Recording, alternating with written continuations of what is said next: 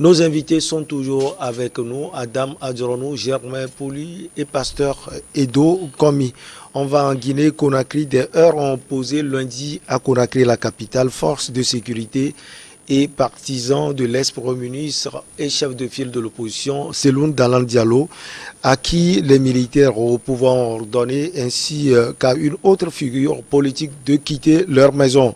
Ce sont les premiers incidents du genre depuis que les militaires, sous le commandement du colonel Mamadi Doumbouya, ont renversé le président Alpha Condé le 5 septembre 2021. On sait, Germain Pouli, que Seloun Dalan Diallo ainsi que d'autres figures de l'opposition sont face à la justice de ce pays. C'est sans doute ce qui a poussé leurs partisans à sortir et à manifester. Oui, tout à fait. Vous savez que le nouvel homme fort du pays, le colonel Doumbouya, a dit qu'il veut balayer la maison et sur tous les plans. Donc en ce moment, il a engagé une lutte contre l'impunité, contre la corruption, contre le détournement. Il a créé une cour spéciale chargée de la répression des infractions économiques et financières, la CRIEF, qui est en train donc de poursuivre donc un certain nombre de personnalités, et dans un premier temps ceux du pouvoir, donc des gens qui ont détourné. Et aujourd'hui, il y a cette situation là où des immeubles de l'État ont été occupés donc par un certain nombre de Guinéens qui occupaient certaines fonctions, comme Seloun Dalan Diallo quand il était Premier ministre. D'abord, il avait été ministre avant d'être Premier ministre. Et donc, il a été sommé de rendre cette maison-là. Il estimait qu'il avait acheté cette maison auprès de l'État et qu'il avait le titre foncier. Mais finalement, je crois qu'il a pu quitter la maison hier, ainsi que Sidia Touré, qui est un autre opposant, qui avait lui aussi été ancien Premier ministre et qui aussi occupait une maison comme ça. Maintenant, de là, Seloun Dalan Diallo, qui avait été ministre des Transports, est aussi mêlé à une affaire de détournement, donc dessous dans une affaire de liquidation de leur compagnie nationale aérienne Air Guinée, et on estime donc qu'il a vendu des avions, il a vendu des biens donc de cette compagnie-là avec d'autres collaborateurs et des hommes d'affaires dans des conditions qui ne sont pas assez claires. Donc aujourd'hui, les partisans du Seloun voient les taux judiciaires se refermer sur leur leader, parce qu'il y a déjà des arrestations du côté du pouvoir. Plusieurs personnes ont déjà été arrêtées dans cette lutte-là engagée par le colonel. Et donc les partisans de Seloun parlent de chasse aux sorcières. Et c'est vrai que la machine a été bien huilée par le colonel, qui n'a pas commencé par les opposants. Elle a commencé d'abord par l'armée, en mettant à la retraite des généraux. Oui, après... Et en ce moment, sans doute, Seloun applaudissait. Voilà, les gens croyaient qu'il faisait du bon boulot du côté du pouvoir, alors que là, ce qui se passe, c'est qu'il est en train de nettoyer totalement l'écurie politique guinéenne. Et c'est des faits qui étaient appréciés par une bonne partie de Guinéens. Aujourd'hui que ça touche l'opposition, je crois qu'il y a une certaine volte-face et on ne reconnaît plus le colonel. Les gens croyaient qu'il était au service d'un camp, mais finalement je pense qu'il a son propre agenda qu'il est en train de dérouler dans ce pays. Allez, on peut interpréter ce qui arrive actuellement, et Pasteur Edo Komi, on peut dire que c'est une manière pour Mamadi Doumbouya et ses hommes d'effacer complètement l'opposition en face. Non, est-ce que, vous savez, je crois que tout au début, le régime de Mamadi Doumbouya a opté pour une certaine transparence, une opération contre la corruption, et surtout faire rentrer dans les caisses de l'État de l'argent qui détourné et volé par ceux qui ont déjà exercé le pouvoir. Et Jamais vient de le dire. Donc cela a été déjà... Il a déjà commencé par balayer, même mettre en retraite les généraux, ceux qui étaient déjà en retraite, mais qui sont toujours restés en fonction. Donc, c'était une bonne chose, et vous avez vu qu'on commençait déjà par avoir beaucoup de fonds, ce que les anciens du régime, ont volé, ont amassé. Donc c'est une bonne chose maintenant que c'est les leaders de l'opposition qui sont concernés. Donc les gens vont crier, Monsieur Baudet, c'est comme si, bon, il y a une chasse, de la chasse aux sorcières. Ça ne doit pas être le cas. Et je crois que la justice, on doit laisser au fait la justice faire son travail. La justice fait son travail jusqu'à arriver à des décisions qui puissent ordonner réellement leur mise en demeure, qui puisse exécuter. Et le problème, c'est que pour certains, la justice serait guillonnée par le pouvoir exécutif. Oui, c'est ce que nous avons toujours vu dans nos pays d'Afrique. J'aurais aimé que l'affaire soit portée au niveau du tribunal et que les décisions soient prises. Et pourquoi pas donner même la chance à ces deux anciens premiers ministres de pouvoir faire recours jusqu'à ce qu'il y ait une décision finale, peut-être au niveau de la Cour suprême, pour qu'ils puissent quitter le lieu au cas où ils n'ont pas raison.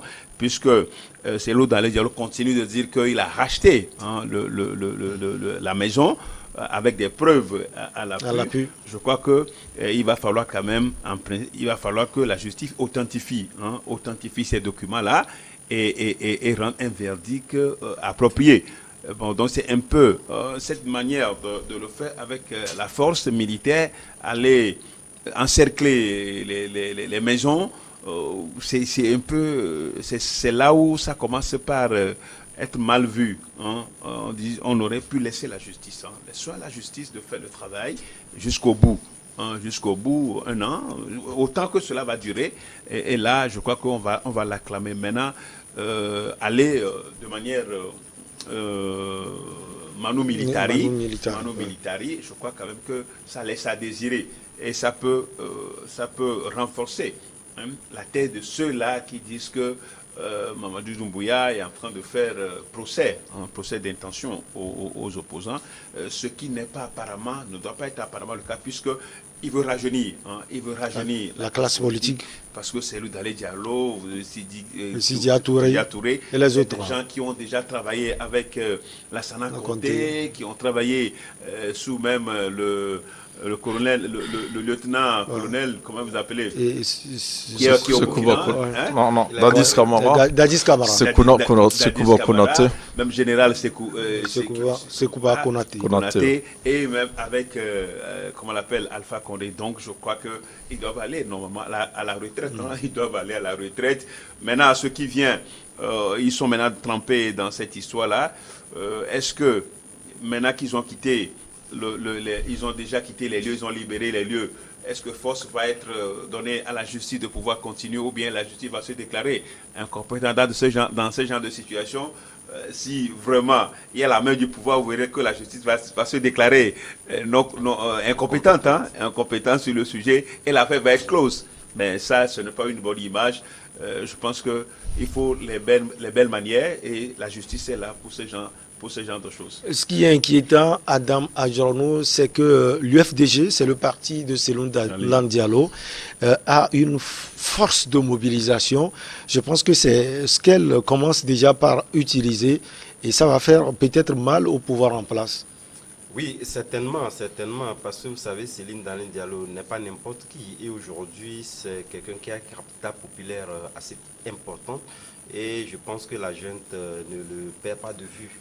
Mais au même moment, moi, je pense que c'est une question à appréhender avec beaucoup de recul, parce que c'est très facile de pouvoir mettre cette question sous le coupole de la chasse aux sorcières. Parce que c'est une question très importante. Vous savez, moi, de toutes les façons, quels que soient les actes posés par la junte au niveau de la Guinée, moi, il ne m'a jamais paru opportun qu'une junte puisse donc diriger.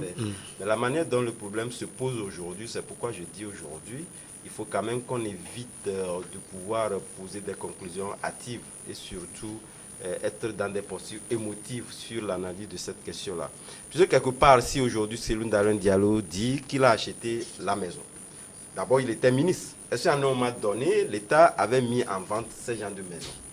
Est-ce que quelque part, ce n'est pas parce qu'on avait cette position-là qu'on s'est donc permis de pouvoir peut-être dire que voilà, je peux la citer. Pour combien?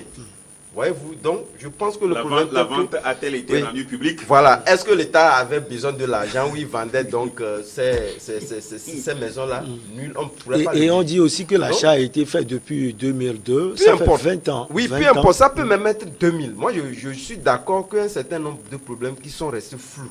Parce que quelque part, je pense qu'on ne peut pas avoir dans un même pays deux traitements pour des citoyens. Parce que lorsque vous commettez donc des actes, vous rentrez dans la politique, on estime que voilà, lorsque la justice est à vous tous, on trouve à dire, les opinions divergent et dit que voilà, on fait donc de la chasse aux sorcières compte tenu de votre processus politique. Il faudrait quand même qu'on se départit de cela. Ce que dit Céline Dalein Diallo aujourd'hui ne peut pas convaincre l'opinion.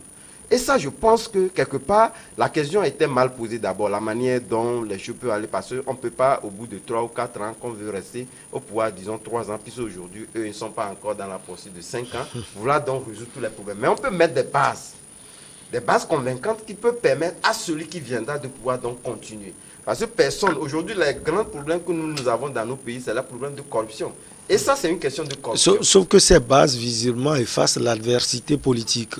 Oui, ça peut l'effacer, mais cela pourrait quand même amener les opposants ou les politiciens à savoir, quel que soit, au moment de notre magistère, les actes posés peuvent nous rattraper 30 ans plus tard, 20 ans plus tard.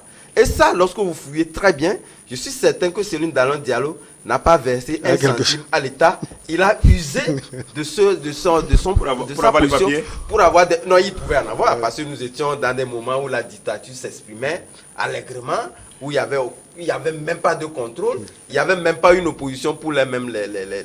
Donc, quelque part, il est opposant, il a un capital populaire assez important, mais au même moment, cela ne doit pas le dédouaner sur des actes indus posés. C'était le moment de vos gras. Germain Pouli, vous connaissez bien ce pays, la Guinée-Conakry. Je parlais de cette force de mobilisation de l'opposition et surtout de l'UFDG. Vous pensez que l'affaire va rester ainsi?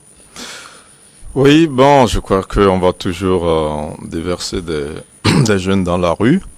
Mais après, s'il y a répression, je pense que ces jeunes, c'est tout fait.